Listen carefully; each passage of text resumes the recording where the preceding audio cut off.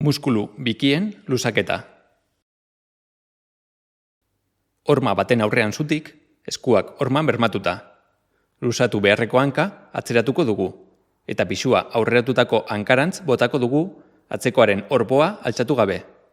Atzeko hankako belauna luzatuta izango dugu, eta oina ondo jarrita, aurrera begira. Tentsioa nabarituko dugu hankaren atzekaldean.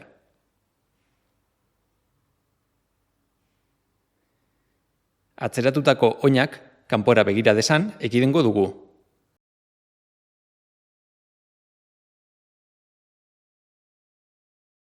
Eutsi 30 segundo eta 2 hiru aldiz errepikatuko dugu.